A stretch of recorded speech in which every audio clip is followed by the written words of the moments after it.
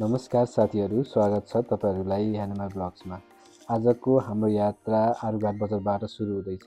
आज हामी जाँदैछौँ आरुघाट 10 च्यानडाँडा, जहाँ हामी ड्राई पिकनिक गर्ने योजना बनाएका छौँ। अहिले हामी आरुघाट बजारमै छौँ। हामीले ड्राई पिकनिकको लागि आवश्यक सामान खरिद गर्दैछौँ।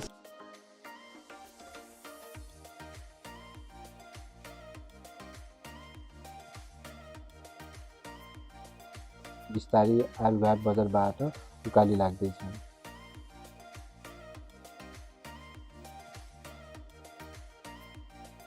हामी आरुटार आइसक्यौँ। यहाँ पूर्व प्रधानमन्त्री बस्नुभएको कुटी पनि देख्न सक्नुहुन्छ। अब को प्रधानमन्त्री हो भन्ने कुरा कमेन्टमा भन्नुहोला।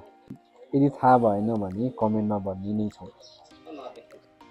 यहाँको बाटो अलि अप्ठ्यारो भए पनि वरिपरिको हरियाली र गाउँको दृश्यले थकानै बिर्साइदिन्छ। साथीहरूसँग यस्तो यात्रा हेर्दा झन् रमाइलो हुन्छ।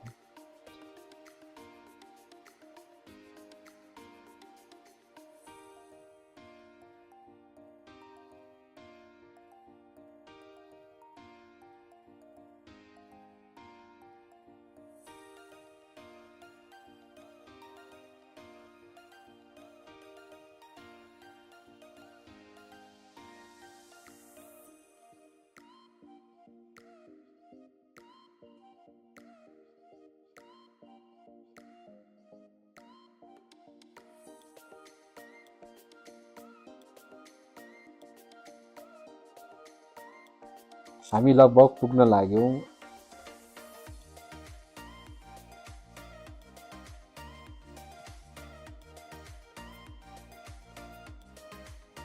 हामीले हाम्रो बाइक यहीँ पार्क गरी अरू साथीहरूसँग पनि भेट गऱ्यौँ।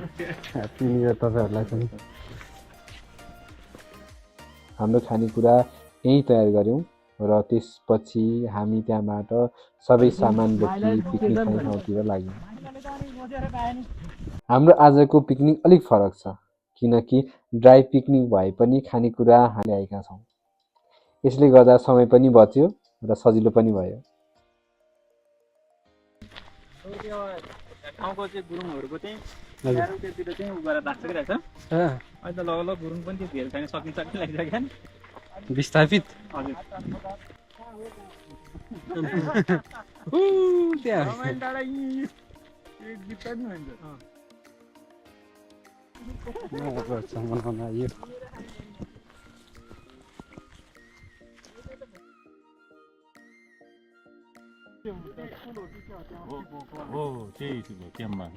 अब यहाँ पुगेर बस्ने अनि खाने परिकार मिलाउँदैछौँ। लौ साथीहरू, अन्त हामी च्यानडाँडा आइपुग्यौँ। यहाँबाट देखिने दृश्य साँच्चै लोभलाग्दो छ। चारैतिर हरियाली, शान्त वातावरण अनि ताजा हावा। यस्तो ठाउँमा बस्दा मन नै फ्रेस हुँदो रहेछ। अब हामी यहाँ अलिक रमाइलो गर्दैछौँ। कसैले फोटो खिच्दैछौँ, कसैले भिडियो बनाउँदैछ। यस्तो मिठो गेट टुगेदर पनि कति ठुलो खुसी दिन्छ भन्ने यहाँ आएपछि मात्र थाहा हुन्छ। अब हाम्रो मुख्य पाठ, खानाको खाने समय। हामीले घरबाट ल्याएको खाना खोल्दैछौँ। हेर्नुहोस् कति मिठो देखिएको छ। बाहिर यस्तो वातावरणमा बसेर आफ्नै घरको खाना खान पाउँदा झन् स्वादिलो लाग्दो रहेछ। साँच्चै भन्नुपर्दा यस्तो ठाउँमा साथीहरूसँग बिताएको समय निकै खास हुन्छ। धेरै खर्च नगरी पनि यति रमाइलो अनुभव लिन सकिन्छ। एउटा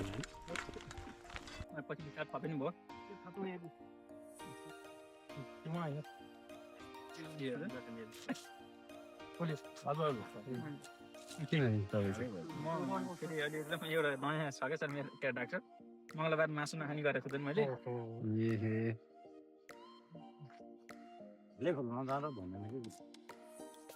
भाले खोज्नु तपाईँ नि